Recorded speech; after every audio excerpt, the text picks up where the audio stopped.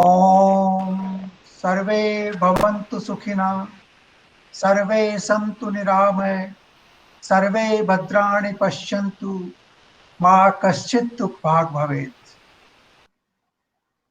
So with this good wishes in Corona time, we will now start our Saturday morning session.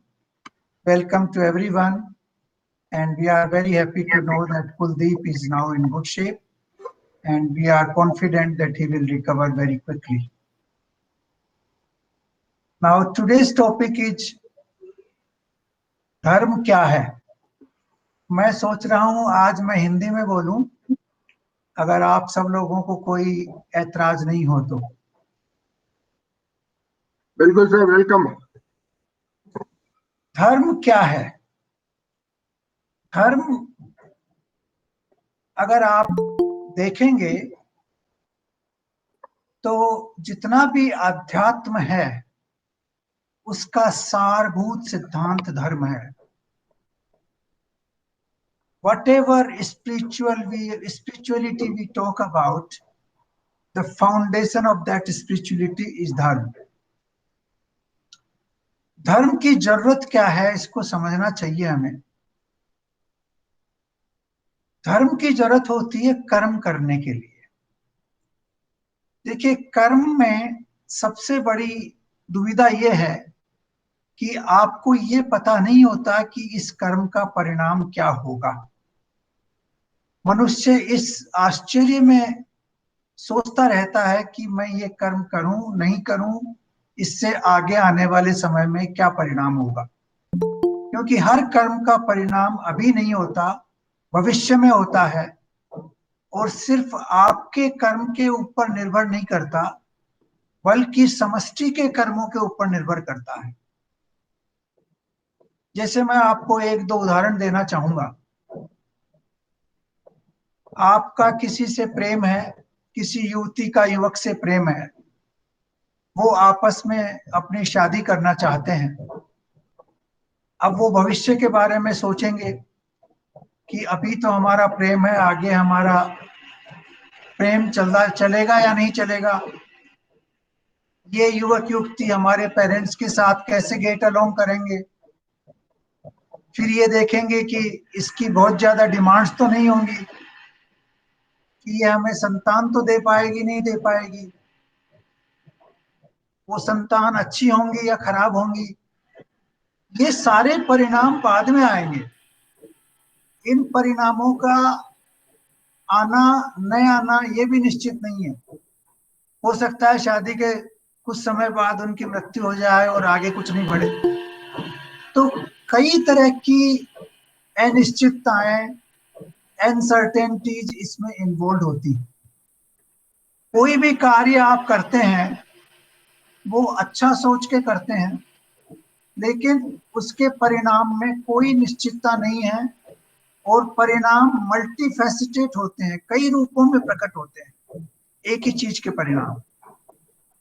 आप अपने बच्चे को एक school में एडमिशन दिलवाना चाहते हैं, वो स्कूल बहुत अच्छी है, उसकी स्कूल की जो क्वालिटी ऑफ एजुकेशन है बहुत अच्छा है, आपने एडमिशन दिलवा दिया।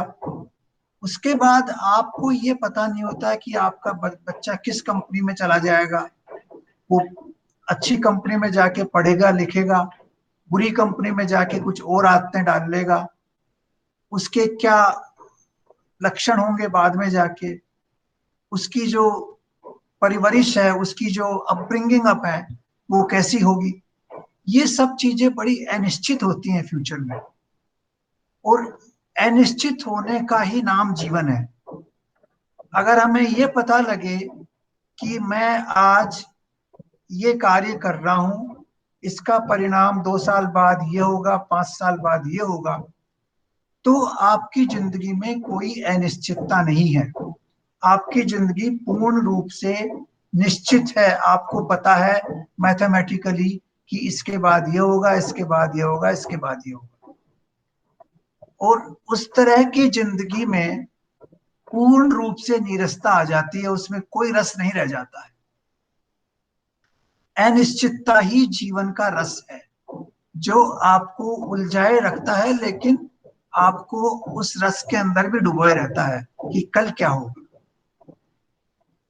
नाउ बहुत से विचारवाद लोग हैं संसार में, जो थिंकर्स हैं, पर्टिकुलरली जो वेस्टर्न थिंकर्स हैं, वो ये सोचते हैं कि जब तक परिणाम की, रिजल्ट की निश्चितता नहीं हो जाए, मैं ये कार्य नहीं करूं। इसलिए तरह तरह की हमने थ्योरीज बनाई हैं। मैनेजमेंट थ्योरी भी उसी का एक हिस्सा है कि आप पूरी कोशिश करते हैं कि पूरी प्लानिंग हो, पूरी ऑर्गेनाइजेशन हो, जिससे कि उस चीज का रिजल्ट एग्जैक्टली वैसे हो जैसे आप चाहते हैं। लेकिन फिर भी संसार में वास्तविकता अलग होती है, रिजल्ट वैसा होता नहीं है। इसलिए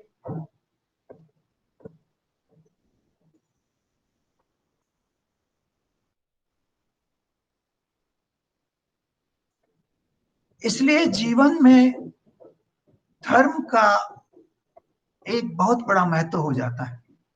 आप अभी जो कार्य कर रहे हैं, उस कार्य के परिणाम निश्चित नहीं है, कैसे होगा, क्या होगा, कुछ आपको पता नहीं है। लेकिन फिर भी आपको कार्य तो करना है। आप बिना कार्य किए तो किसी भी क्षण नहीं रह सकते। तो उस कार्य को किस दृष्टिकोण से देख के किया जाए, ये एक बहुत बड़ी विडंबना मनुष्य के सामने आती है। और ये विडंबना इसलिए आती है कि हम अंदर से सभी मनुष्य अच्छा ही करना चाहते हैं। ये एक हमारी इन्नेट डिजायर होती है, इन्नेट इच्छा होती है कि हम अच्छा करें। एक चोर भी अपने आप को चोर कहलाना पसंद नहीं करता, वो भी कहेगा कि उसको सब लोग बहुत नेक आदमी कहें। एक हत्यारा भी अपने आप को हत्यारा कहलाना पसंद नहीं करेगा, वो भी कहेगा कि मेरे को नेक कहें। तो ये जो नेकी का जो एक गुण है, हर आदमी के अंदर छिपा हुआ है। जिस तरह से आनंद छिपा हुआ है, उसी तरह से एक ये अच्छाई हर मनुष्य में छिपी हुई है कि मैं जो भी कार्य करूं वो अच्छा करूं। इन दोनों के कॉम्बिनेशन की वजह से कि कार्य का परिणाम अनिश्चित है और जो भी कार्य करूं मैं अच्छा करूं, इस धर्म के संवाद का जन्म होता है। ये धर्म एक ऐसा विषय है, इतना गंभीर विषय है, जो सिर्फ भारत की सभ्यता संस्कृति का हिस्सा है। और जगह पे जिसको धर्म कहते हैं, वो धर्म कुछ और है। और मेरा धर्म से तात्पर्य हिंदू या मुस्लिम या क्रिश्चियनिटी से नहीं है, बिल्कुल भी नहीं है। धर्म का तात्पर्य हम धीरे धीरे समझेंगे, इसका अर्थ क्या है और इसका उपयोग हमारे जीवन में कैसे होता है। तो सबसे पहले तो धर्म है क्या? धर्म शब्द बना है संस्कृत रूट से द्रि। द्रि का एक वो कहते हैं, वो मूल धातु है संस्कृत के अंदर द्रि। उसका अर्थ होता है धारण करना। जो आपको धारण कर ले वो द्रि है। जैसे धरती, धरती भी उसी शब्द से बनी हुई है। धरती आपको धारण करती है, आपको होल्ड करती है। धैर्य, धैर्य भी उसी शब्द से बना हुआ है। धैर्य का मतलब आपको होल्ड किए रखता है, वो विचलित नहीं होने देता, आप स्थिर रहते हैं धैर्य से। इसी तरह से धर्म एक ऐसी चीज है जिससे आप स्थिर रहते हैं, उससे आप विचलित नहीं होते। वो आपको स्थिरता प्रदान करता है, अंदर की स्टेबिलिटी प्रदान करता है, आपको होल्ड ऑन टुगेदर, एक साथ होल्ड करता है।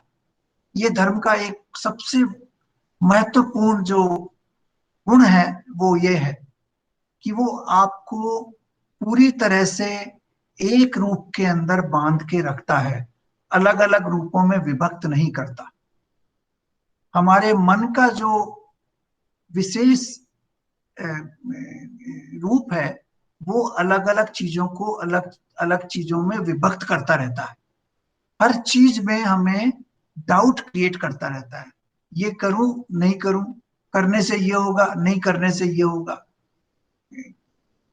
ये ऐसे करूंगा तो लोग कैसे रिएक्ट करेंगे, ऐसे नहीं करूंगा तो लोग कैसे रिएक्ट करेंगे। ये जो डाउट्स हैं, ये जो संदेहात अपने जीवन में संदेह पैदा होते हैं वो मन की वजह से पैदा होते हैं।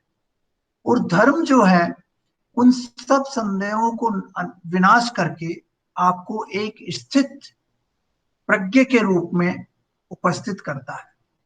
वो धर्म की विशेषता है। नाउ धर्म को समझने के लिए अपन कुछ उदाहरणों से शुरुआत करेंगे। सेकेंड वर्ल्ड वॉर के अंदर एक कहानी है कि एक ज्यू फैमिली को जर्मन सोल्जर्स फॉलो कर रहे थे और वो नेचुरली उसको चाहते थे कि वो कंसंट्रेशन कैंप्स में ले जाएं। तो किसी कैथोलिक फैमिली ने उसको फैमिली को शरण दे दी और लोगों को भी आसपास में पता लग गया कि उसको शरण दे दी गई है। जब जर्मन सोल्जर्स वहां पर आए और लोगों से पूछा कि क्या यहाँ पे ये ज्यू फैमिली आई हुई है, तो किसी ने भी उसको नहीं बताया कि वो यहाँ पर है। उन्होंने झूठ बोला कि वो यहाँ नहीं आई हुई है और इस वजह से उस फैमिली की हत्या नहीं हुई, वो फैमिली बच गई। अब ये झूठ बोलना क्या धर्म है? क्या किन किन परिस्थितियों में झूठ बोल सकते हैं, कैसे बोल सकते हैं, क्यों बोला जा सकता है? ये क्या उन लोगों ने जो झूठ बोला वो धर्म का कार्य किया नहीं किया? ये एक क्वेश्चन मार्क है। इन सब क्वेश्चन मार्क को हम धीरे धीरे आगे देखेंगे। अभी आप ये सोचिए कि कई हमारे यहाँ डकैत होते हैं। एक आध डकैत अपने ऑब्जेक्टिव भी डिक्लेयर करते हैं कि मैं दूसरे के घरों से डकैती करूंगा और उस पैसे को गरीबों में मैं डिस्ट्रीब्यूट कर दूंगा। रॉबिनहुड की स्टोरी आप जानते ही हैं सब। अपने यहाँ भी चंबल घाटी में कुछ ऐसे डकैत हुए हैं जो डकैती करते हैं और उस पैसे को इकट्ठा करके गरीबों में डिस्ट्रीब्यूट कर देते हैं। क्या वो नेक काम कर रहे हैं? क्या वो सही काम कर रहे हैं? क्या उनका कार्य ठीक है? ये भी एक क्वेश्चन मार्क है। अब आप देखिए अर्जुन और कृष्ण का संवाद, पूरा का पूरा संवाद इसी चीज पर है कि अर्जुन का धर्म क्या है। इस परिस्थिति में जिसमें वो पहुंच गए हैं, दोनों सेनाएं आमने सामने खड़ी हैं और अर्जुन कहता है कि मेरे को तो न साम्राज्य चाहिए न धन दौलत चाहिए, मैं अपने पितामह, अपने भाइयों को, अपने गुरुजनों को हत्या करके कैसे जीवित रह सकता हूं? अगर वो सब करने के बाद अगर मेरे को स्वर्ग का भी भोगी बनाया जाए तो मैं नहीं बनना चाहता। और ये कह के वो हथियार डाल देता है। कृष्ण उसको कई तरह से चीजों को समझाते हैं। वो सारा जो समझाने, जो 700 श्लोक गीता के हैं, वो सिर्फ अर्जुन को ये समझाने के लिए कहे गए हैं कि तुम्हारा इन परिस्थितियों में धर्म क्या है, तुम्हें क्या करना चाहिए, क्या नहीं करना चाहिए। तो ये एक बहुत विशाल प्रश्न है। अगर महाभारत को आप ढंग से पढ़ें तो आपको हर पग के ऊपर ऐसे प्रश्न मिलेंगे जिसके अंदर आप, वो कहते हैं ना, दुविधा में फंसते रहेंगे। आप उसका उत्तर नहीं पा पाएंगे कि ये करना ठीक है, ये नहीं करना ठीक है, क्या करना चाहिए, क्या नहीं करना चाहिए। किम कर्तव्य विमूढ़ता की स्थिति में आप अपने आप को पाते रहेंगे। किम कर्तव्य विमूढ़, क्या करूं क्या नहीं करूं। जीवन में हर पल ये होता है कि मैं क्या करूं क्या नहीं करूं। आपके और आपके बच्चे के जो संबंध है उसमें बहुत सी परिस्थितियां दिन पर प्रतिदिन आती हैं जिसमें हर आदमी असमंजस में होता है कि मैं क्या करूं क्या नहीं करूं। पति और पत्नी के संबंधों में भी ऐसा होता है, माता पिता के साथ संबंधों में भी ऐसा होता है, दोस्तों के साथ संबंधों में भी ऐसा होता है। ये हर संबंध के अंदर ये किम कर्तव्य विमूढ़ता आपको हमेशा मिलेगी और इस किम कर्तव्य विमूढ़ता का उत्तर धर्म के अंदर स्थित है। तो ये इसीलिए धर्म हमारा एक मार्गदर्शक है। ये एक बहुत बड़ा मार्गदर्शक है जो हमें हर परिस्थिति के बाहर निकलने के लिए सहयोग देता रहता है। तो इससे यह बड़ा क्लियर है कि ये कोई ऑर्गेनाइज तरीका नहीं है जो आजकल अपन धर्म जिसको कहते हैं, वो धर्म नहीं है ये। इस धर्म का मतलब है कि आप जो कार्य कर रहे हैं वो कार्य आप सही कर रहे हैं या गलत कर रहे हैं। सही क्या है उस परिस्थिति में, गलत क्या है उस परिस्थिति। अब भीष्म पितामह को आप देखिए, वो भी जिम्मेदार है महाभारत के युद्ध के लिए। उन्होंने भाई अपने पिता को प्रतिज्ञा कर दी कि मैं जीवन भर विवाह नहीं करूंगा और कोई मेरी संतान नहीं होगी, और उसकी वजह से धृतराष्ट्र को एक्चुअली जब उनकी वो नेक्स्ट पीढ़ियां गुजर गई और उनमें संतान नहीं हुई, तो उसके बाद धृतराष्ट्र को गद्दी पे बिठाया गया हस्तिनापुर की। अगर विश्व पितामह के यहाँ संतान होती, उनकी शादी हो गई होती, तो शायद वो परिस्थिति पैदा नहीं होती। तो उन्होंने ये प्रतिज्ञा की, क्या उन्होंने ये प्रतिज्ञा ठीक की, सही की, गलत की? उन्होंने खुद ने भी इस प्रतिज्ञा के ऊपर कई बार क्वेश्चन मार्क पैदा किए हैं, और कृष्ण ने कई बार उनको पूछा है कि क्या आपने प्रतिज्ञा ठीक की, क्या करनी चाहिए थी आपको। यही प्रश्न राम के ऊपर आता है। अयोध्या में जब राम का राज्याभिषेक होने वाला था, तो कैकेयी ने कोई पुराने समय के 2 या 3 वचन उनको राजा दशरथ से प्रोमिस लिए हुए थे किसी कठिन परिस्थितियों के अंदर, और उस वचनों को उन्होंने उस समय मांगा कैकेयी ने। और पहला वचन है कि भरत को राज्याभिषेक किया जाए और राम को वनवास दिया जाए 14 साल का। अब आप देखिए, जब वचन दिए थे राजा दशरथ ने, कभी उसने सोचा था कि ये परिस्थितियां आएंगी? मेरे ख्याल से ये कभी किसी तरह की परिकल्पना के बाहर होगा कि दशरथ ने ये सोचा हो कभी भी ये सिचुएशन आ सकती है। कभी नहीं हो सकता। तो ये चीजें इस तरह से सामने आती हैं कई बार जीवन की परिस्थितियों में कि हम बिल्कुल विचलित हो जाते हैं, हम विमूढ़ से हो जाते हैं, हम पता नहीं कर पाते कि हमें क्या करना है, क्या नहीं करना है। तो उस रास्ते से हमको निकालने के लिए क्या सही है, क्या गलत है, क्या एथिकल है, क्या अनएथिकल है, क्या लीगल है, क्या इलीगल है, क्या मोरल है, क्या इमोरल है, इन सब चीजों से आगे बढ़ाने के लिए धर्म हमारा मार्ग प्रशस्त करता है, और यही इसी का नाम धर्म है। अब मैं आपको कुछ चीजें धर्म के बारे में बताना चाहूंगा। धर्म की जो परिभाषा है वो बड़े बड़े लोग नहीं कर पाए। धर्मराज युधिष्ठिर जिनको कहा जाता है, वो तो कहते हैं कि धर्म के प्रतीक हैं, और उनके पिता धर्मराज थे। वो भी हमेशा विचलित हो जाते थे। उन्होंने ये कहा कि कभी कभी तो ऐसा लगता है कि बिल्कुल धर्म बिल्कुल सीधा है, सिंपल है, कुछ नहीं है, और फिर जब उसके ऊपर चलते हैं तो ऐसा लगता है जैसे आप रस्सी के ऊपर चल रहे हो और कभी इधर गिर रहे हो, कभी उधर गिर रहे हो, कभी इधर कभी उधर, या किसी नंगी तलवार के ऊपर आप पैर रख के चल रहे हो और कभी इधर फिसल रहे हैं, कभी उधर फिसल रहे हैं, आपका पैर कट रहा है, दूसरा पैर कट रहा है, ये सिचुएशन होती रहती है।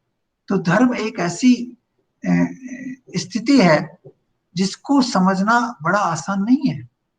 जो महाज्ञानी लोग संसार में पैदा हुए हैं वो भी धर्म को ढंग से नहीं समझ पाए कि इसका अर्थ क्या है, इसको किस तरह से उपयोग में लाना चाहिए। लेकिन इसकी कई बहुत सुंदर वो कहते हैं पिलर्स हैं, इसके सपोर्ट बेस हैं, जिनको समझने से हम धर्म के रास्ते पे पहुंच सकते हैं। तो मैं एक दो चीजें महाभारत से लेऊंगा। ये है महाभारत में शांति पर्व काफी इम्पोर्टेंट है। उसके अंदर धर्म और एथिक्स और मोरालिटी इनके ऊपर बहुत वाद विवाद है। तो शांति पर्व और अनुशासन पर्व, इन दो के कुछ श्लोक्स हैं जो मैं उनका अर्थ आपको बताऊंगा। ये एक श्लोक है, सर्वेषां ये रस्सु नित्यं सर्वेषां च हिते रतः कर्मणा मनसा वाचा से धर्मे वेद जाजले। यह है शांति 262। 262 यह है चैप्टर और 9th नंबर का श्लोक है उस चैप्टर में, शांति पर्व में। इसका मीनिंग है कि those who have in their heart always the well-being of others and who are wholly given in the acts of those well-being, in terms of their thinking, in terms of their speech, in terms of their action, they alone know what dharma is. So this is one definition which says कि if you are all the time engaged in doing good for the others through your action, through your speech, through your thinking, then you are on the path of dharma. That is one definition. Then there are many definitions in Mahabharata itself. They are not contradictory, they are complementary to each other. Now this is from Anushasan, chapter 142, verse number 28, which says, who has for all beings kindness and compassion, and who has the sense of unity in all the beings, he alone is in unity with dharma. If you are kind to everybody else, if you have compassion for others, and you understand the unity of this universe, then you are in unity with dharma. So that is another definition. Then these are not, as I'm telling, these are not fragmented. They should be read together, and that's why I'm reading these 4 verses. This is another verse from Anusasan, same chapter 142, verse number 32.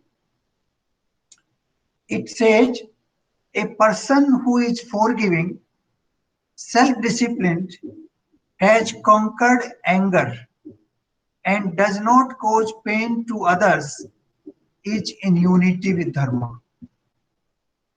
Again here, the concept is that you are forgiving, you are helping others, you are self-disciplined, and you have no anger at all in your temperament. तो आप unity with धर्म के साथ आप एक हैं.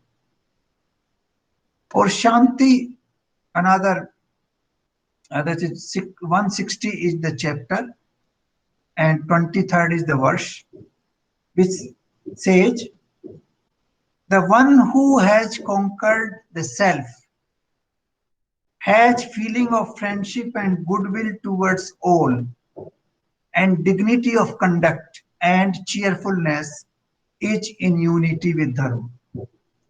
तो जो मनुष्य अपने आप को जीत चुका है, अपने इंद्रिय, मन और बुद्धि के ऊपर विजय प्राप्त कर चुका है, जिसकी दूसरे के प्रति सहयोग की धारणा है, मित्रता की धारणा है, वो दूसरों के प्रति अच्छा करना चाहता है, और उसका जो पर्सनल बिहेवियर है, कंडक्ट है, वो डिग्निफाइड है, अच्छा है, वो आदमी धर्म में स्थित है. He is in unity with dharma. So these are some of the definitions in Mahabharata. Because I find Mahabharata is the greatest expose on dharma.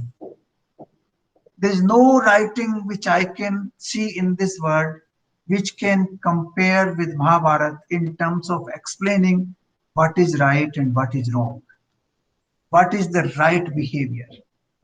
Now this story you might have heard, but I would like to say this story. एक संत बैठे हुए थे नदी के किनारे, वो अपना स्नान कर रहे थे, और वहां पर एक बिच्छू आता है बार बार, तो जैसे ही वो संत स्नान करने लगते हैं, बिच्छू उनके ऊपर चढ़ जाता है। वो उसको उतार के दूर करते हैं, फिर स्नान करना शुरू करते हैं। फिर बिच्छू वापस ऊपर आ जाता है, फिर वो उनका उतारते हैं। तो उनका शिष्य, जो संत के शिष्य वहां बैठे हुए थे, वो कह रहे हैं कि आप इस बिच्छू को उतार के फेंक के उधर क्यों नहीं कर देते। तो उनका उत्तर बड़ा आश्चर्यजनक उत्तर है। वो कह रहे हैं कि ये बिच्छू का स्वभाव है कि वो मेरे को डंक मारे, और ये मेरा स्वभाव है कि मैं बिच्छू को अ, बिना किसी मृत्यु के अलग करता रहूं। तो वो बिच्छू को अलग करते रहते हैं और बिच्छू उनको डंक मारने की कोशिश करते रहते हैं। तो इसका एक क्या है, स्वभाव दोनों का अलग अलग है। तो वो कह रहे हैं मैं बिच्छू को मारना नहीं चाहता, क्योंकि ये उसका स्वभाव है, ये अपने स्वभाव के हिसाब से कार्य कर रहा है। मैं अपने स्वभाव के हिसाब से कार्य कर रहा हूँ कि मैं उसको अलग करता हूँ और फिर मैं अपना स्थान में लीन हो जाता हूँ। तो इस तरह का जो उदाहरण मिलता है कई बार अपने पुराने ग्रंथों में, अपने पुराने शास्त्रों में, वो बड़ा आश्चर्यचकित कर देने वाला होता है। हम ये समझ नहीं सकते कि उन्होंने उस बच्चों को मार क्यों नहीं दिया, क्यों अलग से नहीं फेंक दिया। वो कहते हैं नहीं, ये उसका स्वभाव है, उसको ऐसा करने दें। मैं उसको थोड़ा अलग करके मैं अपनी जगह बना के मैं स्नान करता रहूंगा इस तरह से। ये एक पूरे समष्टि के साथ मिलजुल के रहने की परिकल्पना जो है, वो भी एक धर्म का आधार है। तो धर्म के जो कई चीजें हैं इसमें, भगवत गीता में भी धर्म के बारे में दो तीन श्लोक बड़े गंभीर रूप से भगवान कृष्ण ने बताए हैं। और उन्होंने ये कहा है कि आप अपने धर्म में अगर दुखी भी होते रहें, और दूसरे के धर्म के अंदर अगर आप बहुत आपको ऐश्वर्य और सुख मिले, तो भी आपको अपने धर्म में जीना ही सुखपूर्वक, वही अच्छा है, वही आपको ऊर्ध्वगामी बनाएगा, आपका मार्ग आगे प्रशस्त करेगा। अब यहाँ पे कृष्ण का मतलब, धर्म का मतलब हिंदू धर्म या मुस्लिम धर्म या ईसाई या सिखिज्म, इनसे बिल्कुल नहीं है। इसका मीनिंग अपन डिटेल में समझेंगे क्या होता है। ये कंप्लीटली एक इंडिविजुअल बेस्ड फिलोसॉफी है। एक व्यक्ति को खुद को निर्धारित करना होता है कि मेरे लिए क्या उचित है, क्या अनुचित है, उसको अपन बाद में देखेंगे।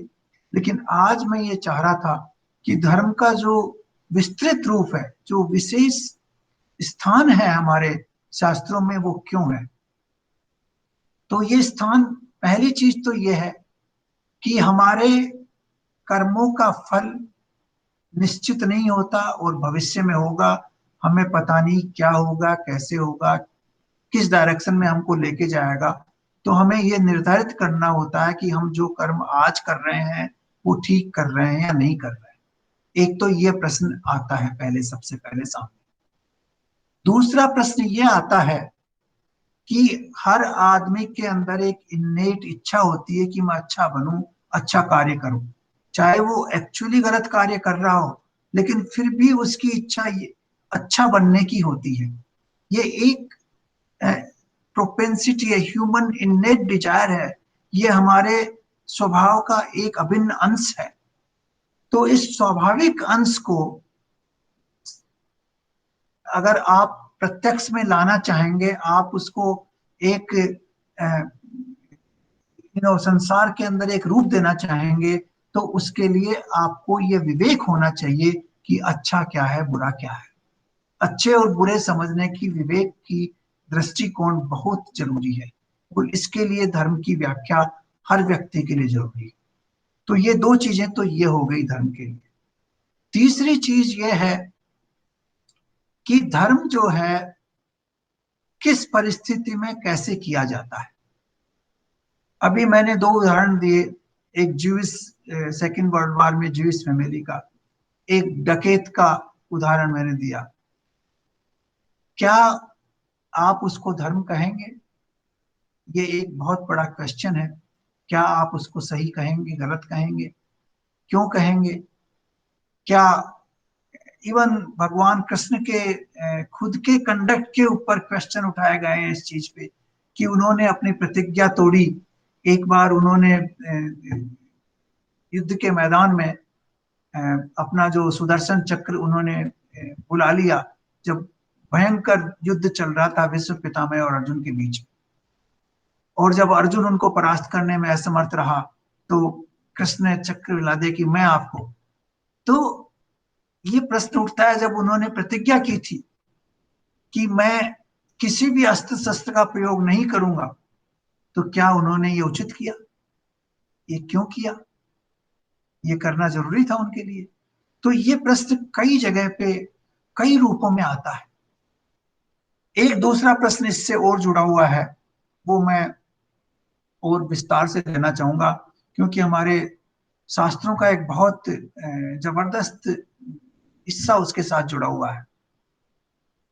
ये महाराजा दशरथ की कहानी है। जब वो किसी वन में गए थे हंटिंग के लिए, और उन्होंने देखा कि कोई बाघ जो है वो पानी पी रहा कहीं, तो उन्होंने एक उसको वो कहते थे कि स्वर भेदी बाण, जो स्वर को समझ के आप बाण लगाते हैं, उसके बेसिस पे उन्होंने स्वर भेदी बाण भेजा, और वो बाण जाके अपने जो भी लक्ष्य था उसको भेद गया। तो राजा दशरथ ने सोचा कि बाघ था, बाघ की मृत्यु हो गई। वो वहां पहुंचे तो कुछ सीन अलग ही था। वो वहां पे पहुंचे तो उन्होंने देखा कि वो तो श्रवण कुमार जो है उसकी मृत्यु हो गई, और उसके वृद्ध माता पिता वहां उसके साथ रो रहे हैं। पूरी कहानी जब उनको पता लगी कि क्या था, कि उसके माता पिता अंधे थे और श्रवण कुमार उनको तीर्थ पे यात्रा पे ले जा रहा था अपने कंधों के ऊपर, और उस यात्रा के बीच में वो विश्राम कर रहा था और वहां पानी लेने के लिए आया था नदी के किनारे, और उसी समय ईश्वर वेदी वाहन उसके यहाँ आके और उसको मृत्यु पे पहुंचा था। अब उसका परिणाम कैसे हुआ, कैसे क्या हुआ, ये तो एक बहुत बड़ी कहानी है, और उसकी राजा दशरथ की मृत्यु भी उसी कहानी का एक हिस्सा है। और एक्चुअली राम का वनवास भी उस कहानी का हिस्सा ही बताते हैं। जो भी सच्चाई है कि जो उनके माता पिता जो अंधे थे, उन्होंने अंत में सब कुछ वाद विवाद होने के बाद उन्होंने ये कहा कि ठीक है, जो भी कुछ हो गया हो गया, लेकिन आप भी अपने पुत्र की व्याकुलता में इसी तरह से मृत्यु पाएंगे जैसे हम लोग हमारे पुत्र की व्याकुलता में मृत्यु पा रहे हैं। और वही की वही हुआ दशरथ के लिए। राम को वनवास जाना पड़ा, उनके दर्शनों के लिए वो व्याकुल रहे, और उस व्याकुलता में उन्होंने अपने प्राण छोड़ दिए। तो ये क्या वो कार्य धर्म से रिलेटेड था? कैसे हुआ? क्या ये डेस्टिनी थी? कैसे? ये एक एक ऐसा बड़ा प्रश्न पैदा होता है कि धर्म इन सब चीजों से जुड़ा हुआ है। धर्म जुड़ा हुआ है आपके कर्म से, धर्म जुड़ा हुआ है आपके स्वभाव से, धर्म जुड़ा हुआ है जो प्रकृति में अनायास चीजें होती हैं, जो घटनाएं होती हैं प्रकृति के अंदर, जो जिसको हम कहते हैं नियति की जो चीजें होती हैं, इनसे भी धर्म जुड़ा हुआ है। कैसे जुड़ा हुआ है, इस चीज को अपन धीरे धीरे समझेंगे। लेकिन धर्म का एक जो प्राइमरी ऑब्जेक्टिव है वो ये है कि आपको ऐसा मार्ग वो बताए कि आप हर परिस्थिति में उन मार्गों को फॉलो करते हुए सही रास्ते पे आप चलते रहें, आप गलत रास्ते पे नहीं भटके। इसका एक सबसे बड़ा जो यार्ड स्टिक है वो धर्म है। ये संसार के किसी फिलोसॉफी में और किसी धर्म के अंदर नहीं आता। किसी धर्म में ये जो परिभाषा धर्म की है वो आपको कहीं नहीं मिलेगी। अगर ईसा मसीह ने कह दिया कि ये धर्म है, उन्होंने 10 कमांडमेंट दे दिए 1 2 3 4 से 10 तक, तो वो धर्म है उनके हिसाब से। अगर मोहम्मद ने कुछ अपने कमांडमेंट दे दिए तो ये धर्म है, तो मुसलमानों के लिए वो धर्म है। लेकिन हमारे लिए ऐसा कुछ नहीं है, ऐसा कोई कमांडमेंट नहीं है। हमारे लिए धर्म एक सत्य की खोज है। This is a search of the truth. तो ये जो सच्चाई है, ये हिंदू धर्म की, अगर हम उसको धर्म कहें तो, हिंदू फिलोसॉफी की या हिंदू शास्त्रों की एक सबसे अनुभूत चीज है, सबसे विचित्र चीज है और सबसे गहरी चीज है कि ये आपको पूरी स्वतंत्रता देती है कि आप निर्णय लें कि इन परिस्थितियों में आपके लिए क्या करना उचित है, क्या करना अनुचित है, कैसे करना चाहिए, कब करना चाहिए, क्या करना चाहिए।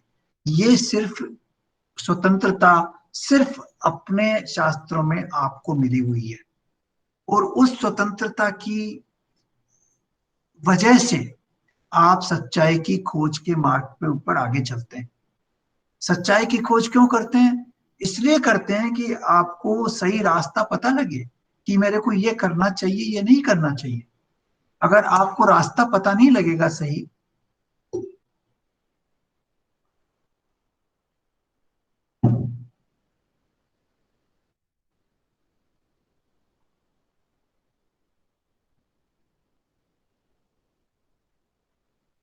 तो ये हमारे लिए असंभव हो जाएगा कि हम क्या करें क्या नहीं करें। तो ये एक बहुत फंडामेंटल, आधारभूत अंतर है हमारे सभ्यता संस्कृति में और दूसरे देशों की जो धर्म या सभ्यता संस्कृति जो भी आप कहें उसमें। ये जो धर्म का कॉन्सेप्ट है वो संसार में और कहीं नहीं मिलेगा आपको। ये सिर्फ हिंदू शास्त्रों की एक देन है संसार को। हिंदू शास्त्रों का यहाँ मतलब सिर्फ हिंदू शास्त्रों से ही नहीं है, बट बुद्धिस्ट और जैन शास्त्रों से भी है और सिख शास्त्रों से भी है, क्योंकि उन सब का उद्गम इसको कहते हैं हम इंडिक रिलीजन्स। सो ये इंडिक भारतीय जो मूल के जो धर्म जिनको कहा गया है साधारण भाषा में, वो उस क्या कहेंगे, उस बीज से इन सब की उत्पत्ति हुई है। इन सब का बीज एक है, उसकी टहनियां अलग अलग है, बीज एक है। तो ये जो आधारभूत कॉन्सेप्ट कि मनुष्य परिस्थितियों में क्या करे, क्या नहीं करे, क्या उचित है क्या अनुचित है, ये एक फंडामेंटल क्वेश्चन हमारे ऊपर आता है, और इस क्वेश्चन का आंसर मालूम करना धर्म को समझने के पहले संभव नहीं है। अब इसमें समझने के लिए बहुत सी अलग अलग चीजें आएंगी, अपन एक एक चीज को अलग अलग लेंगे। सबसे पहला तो अपन ये लेंगे कि हमारे जो जिस चीज को हम धर्म कहते हैं हमारे शास्त्रों से, और जो विदेशी लोग जिसको धर्म समझते हैं, उसमें क्या बेसिक डिफरेंस है, उसको हमें समझना पड़ेगा। उसके बाद अगर हम धर्म अपने आप को डिसाइड करना है, जैसे अर्जुन को डिसाइड करना है कि मैं युद्ध करूं या नहीं करूं, ये युद्ध में कूदना मेरा धर्म है या नहीं है, तो ये अर्जुन को डिसाइड करना है। उसमें कृष्ण भी उसको कमांड नहीं कर सकते, चाहे कृष्ण उनके सखा हो, चाहे वो कृष्ण को भगवान भी मानता है, चाहे उन्होंने अपना विश्व रूप दिखा दिया और ये प्रूव कर दिया कि वो परमात्मा है, फिर भी वो उसको ये नहीं करे कि तेरे को ये करना ही है। वो उसी के ऊपर ये छोड़ रहे हैं। ये क्यों छोड़ रहे हैं, इसका कारण ये होता है कि आपके सबके अंदर परमात्मा का अंश है, और उस अंश को ध्यान में रखते हुए ये आपको निर्णय लेना है कि आपको क्या करना चाहिए क्या नहीं करना चाहिए। और इसलिए ये चीजें हिंदू शास्त्रों में इंडिविजुअल के ऊपर छोड़ी गई हैं। ये उसका टोटल फ्रीडम है, ये रियल डेमोक्रेसी है। अगर आप डेमोक्रेसी किसी चीज को कहते हैं संसार में, तो ये रियल डेमोक्रेसी है, जहां पे कोई कलेक्टिव डिसीजन आपके ऊपर इम्पोज नहीं किया जाता।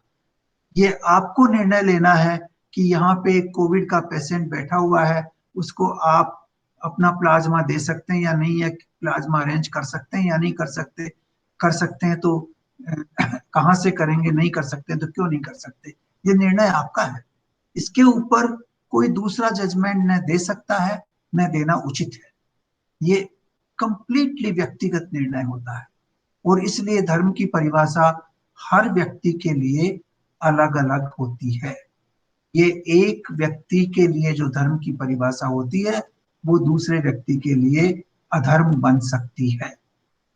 ये बिल्कुल ध्यान में रखना है। इसको अपन डिटेल में नेक्स्ट लेक्चर में लेंगे। लेकिन अपन अंग्रेजी में भी कहते हैं कि one man's food is another man's poison है।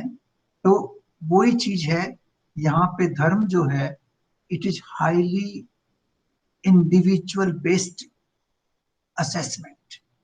जो चीज विश्व पितामह के लिए धर्म है वो शायद द्रोणाचार्य के लिए धर्म नहीं है, वो शायद कृपाचार्य के लिए धर्म नहीं है, वो शायद धृतराष्ट्र के लिए धर्म नहीं है। जो धृतराष्ट्र धर्म समझता है वो विश्व के लिए शायद धर्म नहीं है। ये एक बहुत, इसमें आप उस संवाद को भी देखिए जब द्रौपदी का चीरहरण हो रहा है और वो विश्व पितामह के सामने जाके कह रही कि आप सिर झुका के क्यों बैठे हैं, आप क्यों नहीं इंटरवीन करते हैं, आप क्यों चुपचाप बैठे हुए हैं। वो द्रोणाचार्य के सामने जाके कहती है कि आप मेरे पिता के दोस्त, आप ऐसा क्यों कर रहे हैं, और उसको कोई जवाब नहीं मिलता। आप देखिए उन दोनों इतने महान व्यक्ति हैं चरित्र के हिसाब से, वो रिप्लाई नहीं दे पाते उसको। उनकी एक धर्म की विडंबना थी। धर्म की विडंबना ये थी कि उन्होंने ये कहा हुआ था कि जो राजा है उस राजा के आदेश के अनुसार हम अपने कर्तव्य का पालन करेंगे। तो उस राजा ने जो निर्णय लिया, धृतराष्ट्र ने जो भी निर्णय लिया उस समय, उस आज्ञा, उस निर्णय को अपना धर्म समझ के उसी से हम आगे बढ़ेंगे, इसलिए वो कुछ कह नहीं पाए। अब क्वेश्चन ये उठता है कि क्या उनको उस धर्म, उस इस परिभाषा को स्वीकार करना चाहिए था? क्या ऐसे अन्यायी राजा के सामने बोलना नहीं चाहिए था? ये बहुत से प्रश्न पैदा होता है। ये प्रश्न हमारे यहाँ भी पैदा होते हैं कि ये काम मोदी जी ने गलत किया, आपको आवाज उठा के नहीं बोलना चाहिए उनके सामने। या एक कमांडर है सेना का और उसका सिपाही ये सोचता है कि ये जो वार है पाकिस्तान के अगेंस्ट में, ये तो अनएथिकल वार है, ये नहीं करना चाहिए, और वो रेबल कर देता है, मैं नहीं करता, वो आप कुछ भी करिए। तो क्या उसका करना ही ठीक है? ये ऐसे क्वेश्चंस हर स्थिति में पैदा होते हैं, हर जगह पैदा होते हैं। तो उसके लिए क्या सच्चाई है, क्या सच्चाई नहीं है, क्या एथिकल है, क्या अनएथिकल है, ये प्रश्न उस व्यक्ति को स्वयं निर्णय करना पड़ता है। और इसी श्रृंखला में हम आगे इसके ऊपर बड़े विस्तार से चर्चा करेंगे अगले 2-3 सेशंस में, और उसको समझने की कोशिश करेंगे। लेकिन आज मैं ये बताना चाह रहा था कि धर्म का जो भौतिक और जो आधार है वो इतना विस्तृत आधार है और इतना रेलेवेंट है हमारे डे टू डे लाइफ में कि हम उसको ढंग से नहीं समझेंगे तो हम हमारी जो अध्यात्म की जो परिभाषा है, अध्यात्म का जो रास्ता है, उसके ऊपर आगे विचलित हो सकते हैं। तो इसलिए ये टॉपिक बहुत इम्पोर्टेंट है। मैं चाह रहा था कि हम इसको पहले लेते, लेकिन अब मिला है समय अपने को इसको समझने का, तो इसको अपन पूरा ढंग से समझेंगे एक एक चीज को अगले 2 या 3 सेशंस के अंदर। और इसको समझने की, इसकी जो क्या कहते हैं पतली जो धार है, बहुत पतली धार है, उसके ऊपर हमें बड़े सावधानी से गुजरना पड़ेगा और उस पतली धार को समझ के फिर आगे बढ़ना पड़ेगा। तो एक एक करके हम इसके ऊपर आगे बढ़ेंगे। तो अभी तो मैं आज तो इसी समय समाप्त करना चाहूंगा। अगर आपके कोई प्रश्न हो तो बताइएगा, और ये भी मेरे को बताइएगा कि मेरी हिंदी में आपको कुछ समझ में आया या नहीं आया।